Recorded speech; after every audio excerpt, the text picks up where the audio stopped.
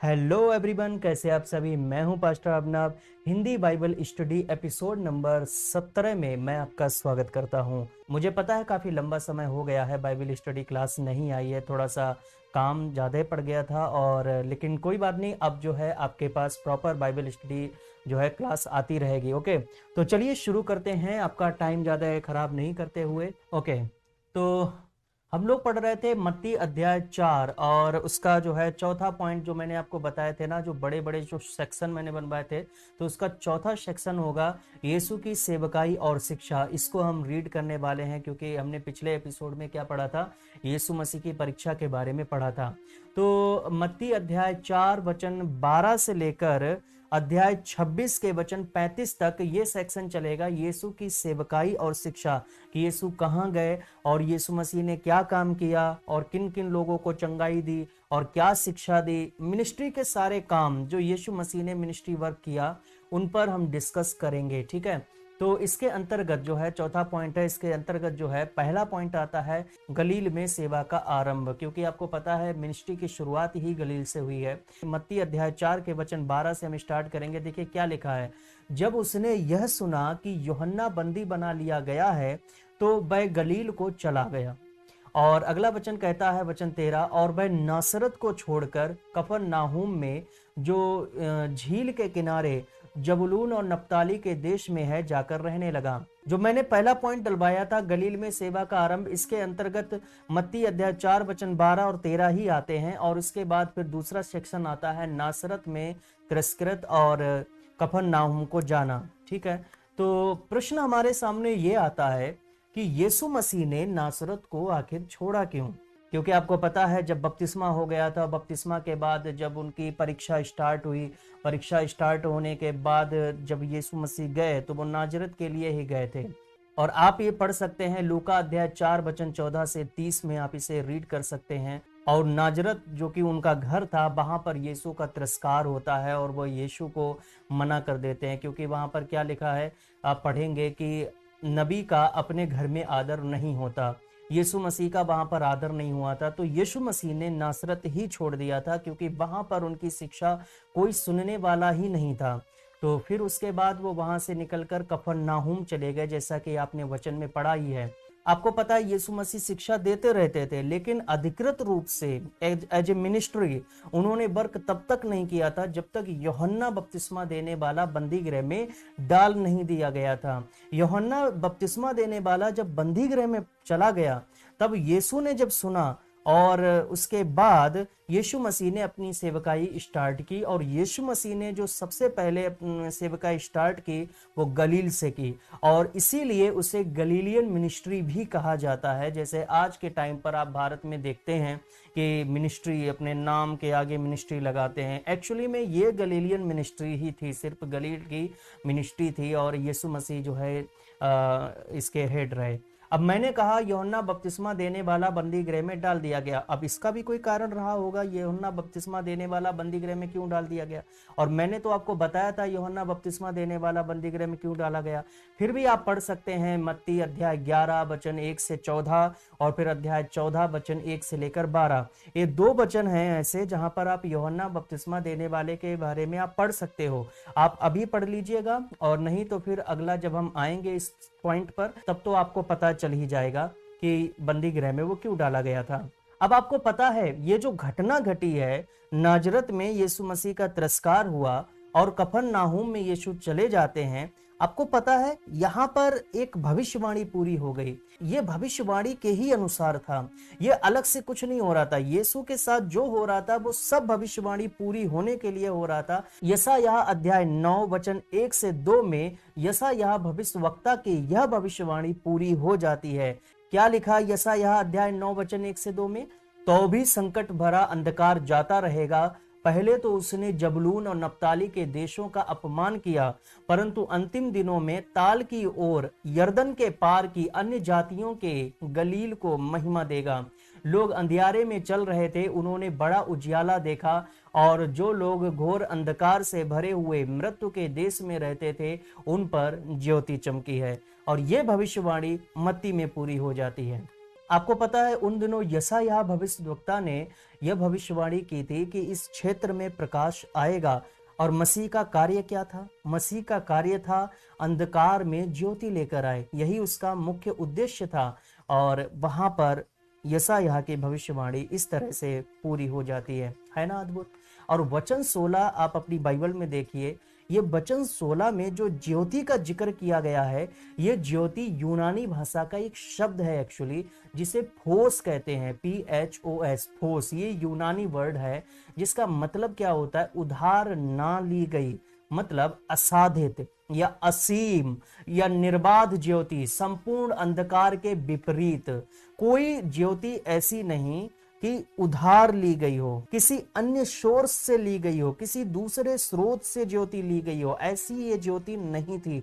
यीशु मसीह वो ज्योति थी जो स्वयं ज्योति है। यीशु मसीह वो ज्योति जो स्वयं है, किसी दूसरे से उसने ज्योति नहीं ली है। जैसा कि आपको पता है, जैसा सूर्य हमारा है तो सूर्य का अपना प्रकाश है, और आपने देखा होगा चंद्रमा, चंद्रमा का अपना प्रकाश नहीं है, वो प्रकाश देता है, सूर्य से प्रकाश लेकर हमें प्रकाश देता है।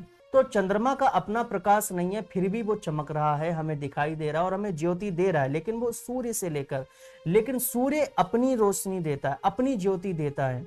तो यीशु मसीह किसी से उधार ज्योति नहीं लेकर आया।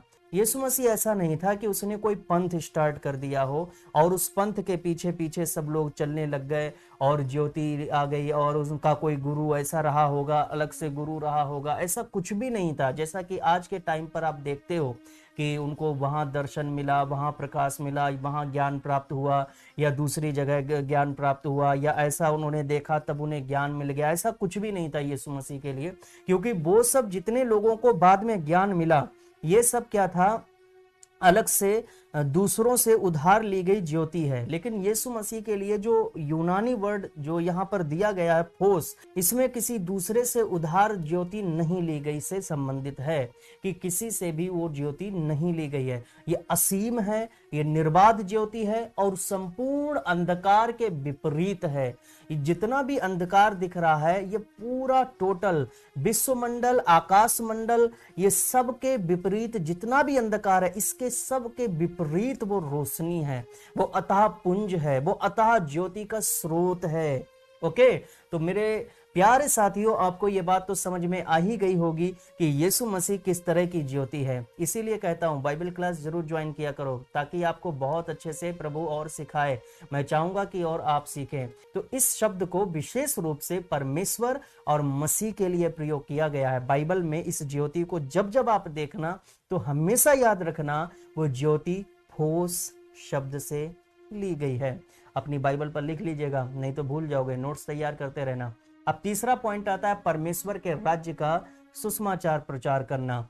तो यहां पर यह आर्डर दिया गया है, मत्ती अध्याय 4 वचन 17 में यह एक आदेश है, और यह आदेश दिया गया है। क्या आदेश है? उस समय से यीशु ने प्रचार करना और यह कहना आरंभ किया, मन फिराओ क्योंकि स्वर्ग का राज्य निकट आ गया है। उसने मुझे आदेश दिया, उसने आपको आदेश दिया, और हम सबको उसने आदेश दिया, मन फिराओ क्योंकि स्वर्ग का राज्य निकट आ गया। इसे ऑरेंज कलर कर लीजिएगा क्योंकि ये ऑर्डर है, ठीक है, हाईलाइट कर लीजिएगा। तो मन फिराओ यानी कि पश्चाताप करना बाइबल के प्रमुख विषयों में से एक है। अगर बाइबल आप पढ़ने वाले हैं तो बाइबल हमें बार बार आवाहन करती है कि मन फिराओ, पश्चाताप करो। परमेश्वर के पास आने के लिए केवल यही एक ऐसी चीज थी जिसे लोग नहीं कर रहे थे और परमेश्वर से दूर थे और उन्होंने पश्चाताप नहीं किया। आज भी लोग गलती नहीं मानते, अपनी गलती करने के बाद भी लोग गलतियां मानते ही नहीं है, उन्हें पछतावा नहीं होता। क्यों नहीं होता? क्योंकि उनके अंदर जो दुष्ट आत्मा कहता है वो ये कहता है, आप बिल्कुल ठीक हो, अपनी जगह पर बिल्कुल ठीक हो, आप क्यों झुकोगे, दूसरे झुके। चलिए एनीवे, तो यहां पर क्या है कि यदि कोई इस राज्य में, कौन से राज्य? परमेश्वर के राज्य में कोई इसका भागीदार होना चाहता है, कोई इसका अंश होना चाहता है, तो उसके लिए सबसे पहला फॉर्म जो भरा जाएगा वो है पश्चाताप का। तो पश्चाताप बिल्कुल अपनी पीठ मोड़ लेना पाप से, कि अब मैं कोई गलती नहीं करूंगा, मैं पछताता हूं। और यही एक ऐसी चीज थी जो परमेश्वर के राज्य में हमें शामिल करती है। तो पश्चाताप करना जरूरी है, ये इसका मुख्य उद्देश्य है। ओके, तो स्वर्ग का राज्य, जो वर्ड आपने यहाँ पर देखा, अभी तो मैंने पश्चाताप बताया, मन फिराओ क्योंकि स्वर्ग का राज्य निकट आ गया। ये स्वर्ग का राज्य क्या है? स्वर्ग का राज्य मतलब स्वर्गों से राज्य। एक स्वर्ग नहीं, बल्कि बाइबल में आपने देखा होगा स्वर्गों तक है। बाइबल में आपने देखा होगा कई स्वर्ग, मतलब कि उसी स्वर्ग, स्वर्ग के ऊपर स्वर्ग, मतलब स्वर्ग जब आप स्टार्ट करोगे तो उसके कई लेयर्स आप समझ सकते हो। अब वो तो ऊपर स्वर्ग जाकर पता चलेगा, पर बाइबल हमें बताती है। मतलब कि आपने देखा होगा पौलुस ने जिक्र किया है कि वो स्वर्गों से भी ऊपर, तो इस तरह से तो स्वर्ग, स्वर्गों से राज्य यीशु मसीह द्वारा अधिकार इसलिए दिया गया ताकि परमेश्वर का राज्य उसके विद्रोही संसार में दोबारा स्थापित हो सके, क्योंकि यह संसार विद्रोही हो गया और पहले यहां पर परमेश्वर का राज्य था, लेकिन यह संसार विद्रोही होने के बाद यहां से उसने राज्य हटाया।